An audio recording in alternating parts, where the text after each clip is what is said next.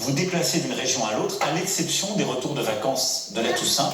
Et donc, il y aura une tolérance durant ce week-end de retour pour que chacune et chacun puisse revenir de son lieu de vacances, pour que les familles puissent s'organiser. Les commerces qui ont été définis au printemps comme non essentiels, les établissements recevant du public, notamment les bars et restaurants, seront fermés. Comme au printemps, le quoi qu'il en coûte, cette réponse économique parmi les plus protectrices du monde se poursuivra. Elle sera même plus importante qu'en mars pour nos petites entreprises fermées administrativement, avec la prise en charge jusqu'à 10 000 € par mois de leur perte en chiffre d'affaires. Les salariés et les employeurs qui ne peuvent pas travailler continueront quant à eux à bénéficier du chômage partiel. Et nous compléterons par des mesures de trésorerie pour les charges des loyers des prochaines semaines. Et un plan spécial sera fait pour les indépendants, les commerçants, les très petites et moyennes entreprises qui, je le sais, redoutent plus que tout les prochaines semaines. Par rapport à mars-avril, nous avons, je le disais, appris et nous avons progressé. C'est pourquoi certaines règles vont évoluer. D'abord, nos enfants ne sauraient être durablement privés d'instruction, d'éducation, de contact avec le système scolaire. Trop de conséquences, trop de dégâts, en particulier pour les plus modestes. Les crèches, les écoles, les collèges et les lycées demeureront donc ouverts avec des protocoles sanitaires renforcés. Les facultés et établissements d'enseignement supérieur assureront à l'inverse des cours en ligne. Partout où c'est possible, le télétravail sera à nouveau généralisé. Mais, et c'est une seconde différence par rapport au printemps, l'activité continuera avec plus d'intensité.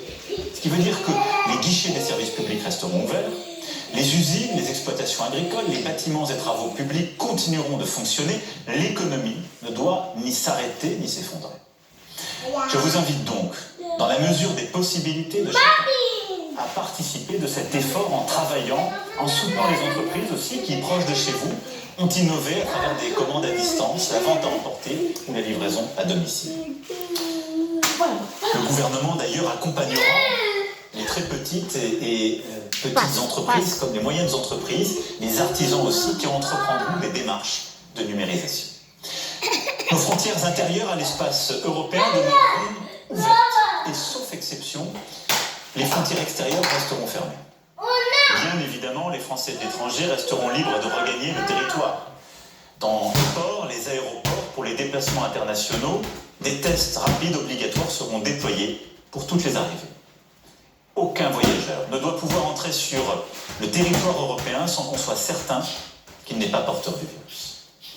Enfin, pour éviter que ne se nouent des drames humains que nous avons vécus au printemps, où des personnes en fin de vie se retrouvent totalement isolées, les visites en maison de retraite et en EHPAD seront cette fois autorisées dans le strict respect des règles sanitaires.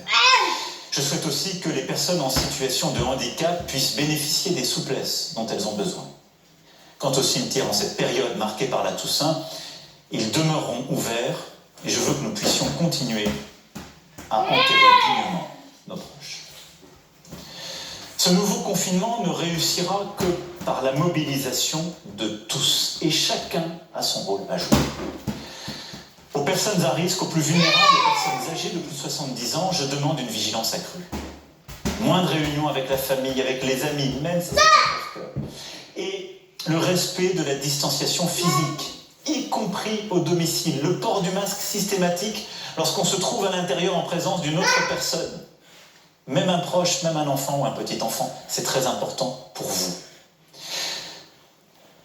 Les soignants à l'hôpital jouent évidemment dans ce contexte un rôle essentiel, mais nous avons besoin des médecins de ville, des infirmiers, des pharmaciens, de tous les acteurs du médico-social, de tous les professionnels de santé de ville, pour assurer une prise en charge précoce des patients dès les premiers symptômes et pour éviter que ne se développent des formes complexes.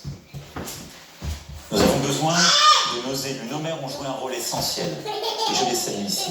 Maires, présidents et présidentes d'intercommunalités, de métropoles, élus de terrain. Nous allons avoir besoin de vous de manière encore accrue pour proposer et aller plus loin en matière de prévention, mobiliser nos associations pour accompagner les personnes les plus isolées, les moins bien informées et assurer la bonne application des mesures prises.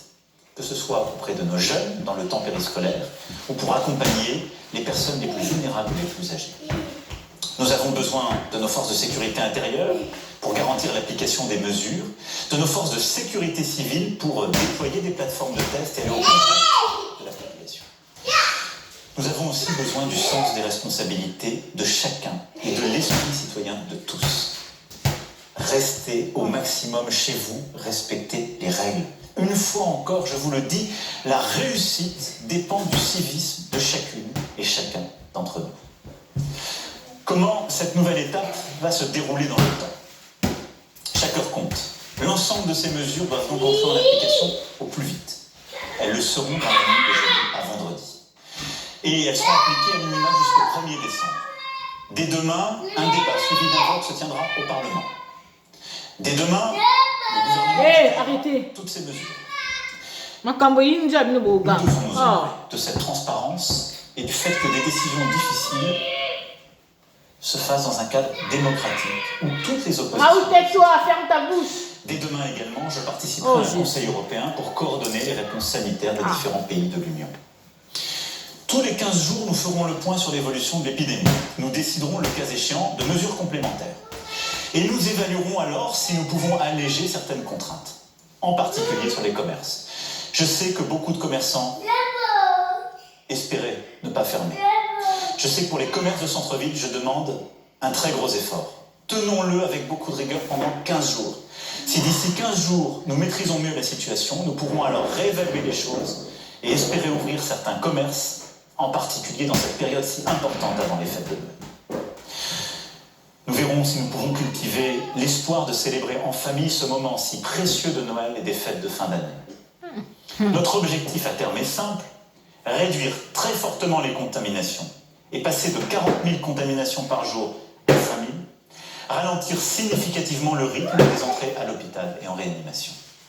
Et ce n'est qu'alors que nous pourrons pleinement redéployer une stratégie testée, alertée, protégée, renouvelée, complétée. C'est pourquoi, durant ces semaines, nous allons aussi produire des efforts massifs pour mettre en place beaucoup plus de plateformes de tests à travers des innovations et une nouvelle organisation. Nous devons collectivement déployer beaucoup plus massivement l'application Tous Anti-Covid, qui sera un instrument de la sortie de cette phase de confinement. Test en 30 minutes, meilleur traçage, isolement plus efficace des personnes positives, qui est un sujet sur lequel nous devons continuer à réfléchir. Une fois le pic épidémique passé, tous ces outils doivent nous permettre demain de tenir jusqu'au vaccin à l'été, nous disent les scientifiques. Mes chers compatriotes, nous avons tous été surpris par l'accélération soudaine de l'épidémie, tous. Si je sais la lassitude et cette impression d'un jour sans fin qui tous nous gagne, nous devons, quoi qu'il arrive, rester unis et solidaires et ne pas céder au poison de la division. Cette période est difficile parce qu'elle éprouve justement notre résilience et notre unité. Mais elle est un révélateur de ce que nous sommes.